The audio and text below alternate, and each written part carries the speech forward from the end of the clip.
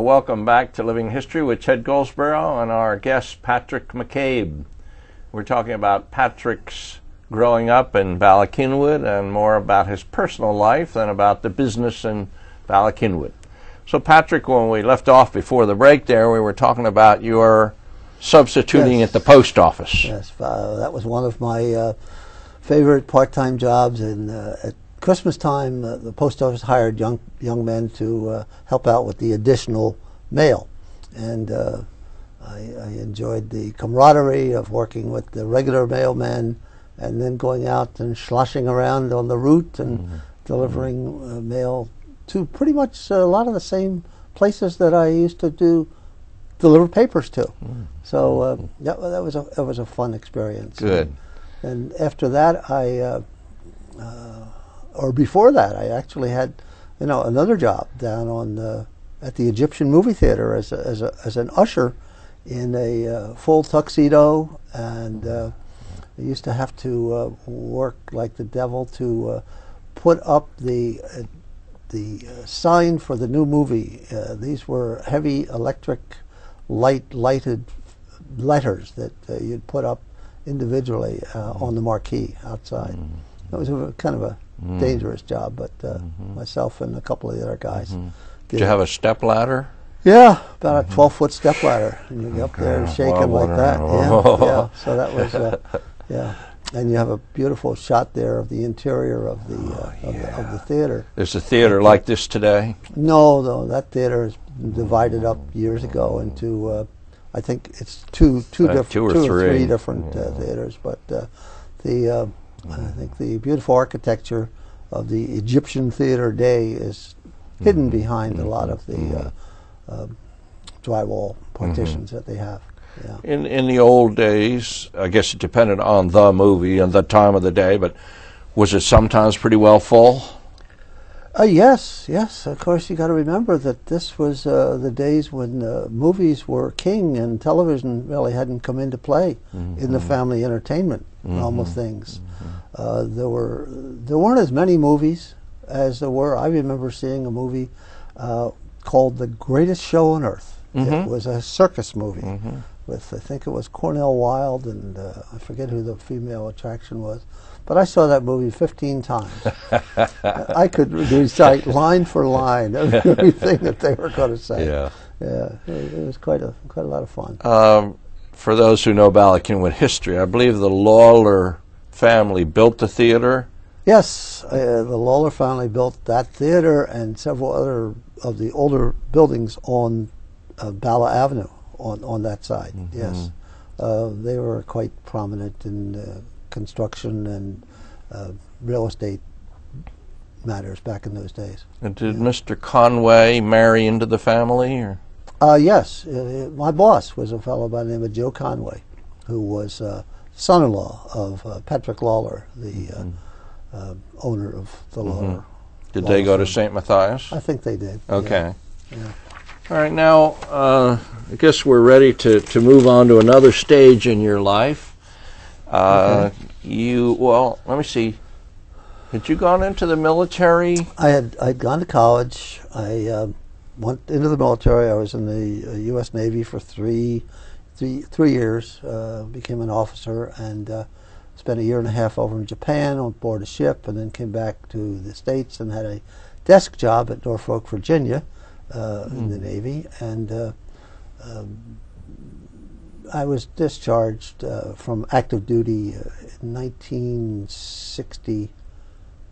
Yes, 1960, and the picture you're about to show is of a picture of my wife and myself and my mother the day of our wedding in September 1st, 1962.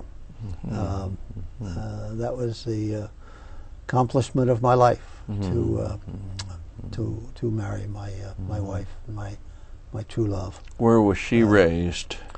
She was from Kansas City via Cleveland, or vice versa. She was born in Kansas City and lived in Cleveland with her parents. Her dad was an executive in the dairy business, and then he got a job in the Philadelphia area, and that's where I was fortunate to meet her.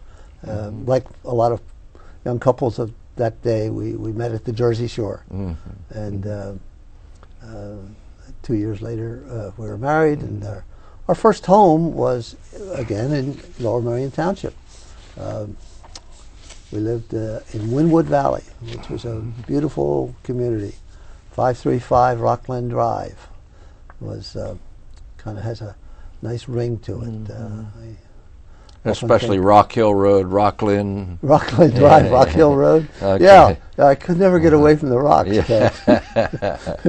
Kind of stayed with me. For those of us who, I grew up in Narberth, Bala Cynwyd, I don't know Wynwood very well. Yeah. So I went over to look at the house to take this picture, and it's off Haverford Road, 2 or 3 blocks down off of near Argyle. It's a community of about 300 homes.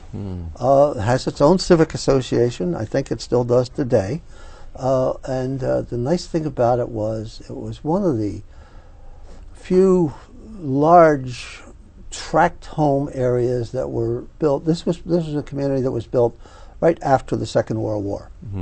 And as we got there in 1962. And it was a community where everything was homogenous. Everybody kind of was of the same generation, same socioeconomic level, and we made tremendous friends there that we've had for a lifetime. You just do that when you're in a neighborhood where you're raising kids. Did Santa find his way to this house?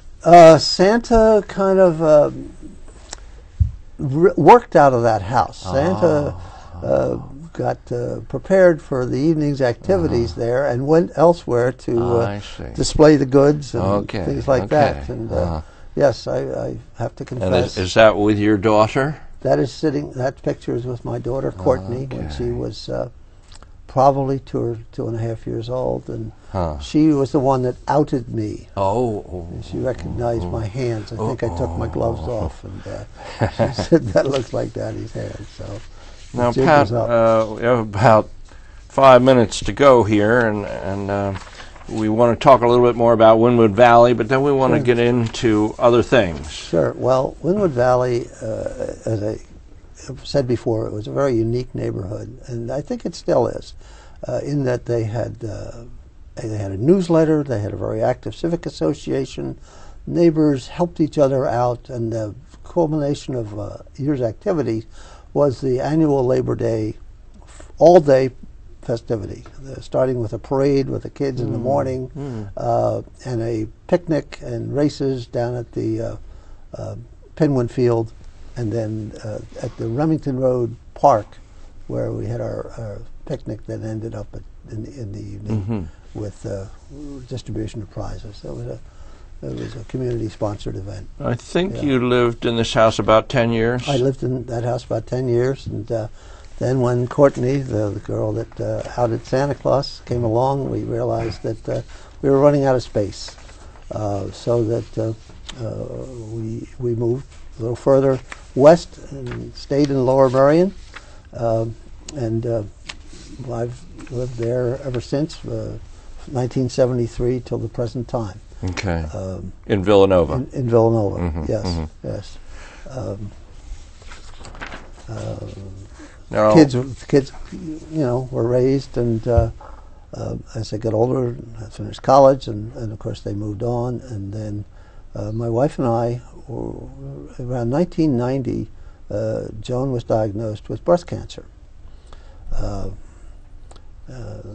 It was a blow to both of us because neither of us had any health problems within our families up to that point. So we were really neophytes when we got into the health system, and we got into the system at the University of Pennsylvania. And I'm not going to go into a lot of detail, but I have to say that for 10 years, until Joan passed away, they were responsible really for keeping us together. Every time there was a recurrence of cancer, there was a new drug. And it just kind of went on like that until finally the time in the hourglass ran out. But I came out of that ordeal a better man. Ted, I I feel that having lost my wife to cancer, that I learned to be more sympathetic, to be a more caring person, to look at the world a lot differently. And one of the things that I'm involved with today, in a small way, is an organization that supports cancer patients and their families.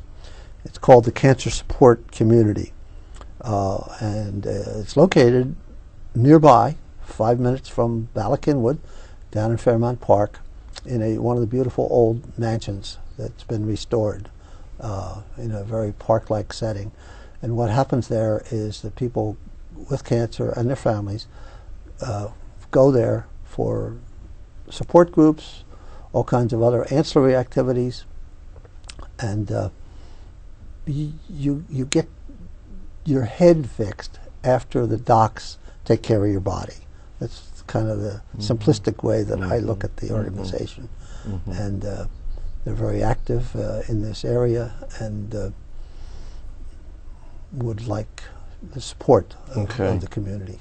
Patrick, we've spoken to the staff here at the television studio, and we're hoping that you can come back and talk more about this group. But we're getting down towards the end of our time here, and I'd like to thank you very much for sharing your family history in the Rock Hill Quarry and Bala Cynwyd and Bala Avenue, and the houses that were made out of stone from the quarry. And it's been my pleasure. It really Thank has. you. It's been a joy to live in this community these years, and we've made great friends, and hope to continue doing the same thing for many years to come. Thank you. Right. Well, that's all the time that we have for today with Patrick McCabe. This is Ted Goldsboro signing off from Living History.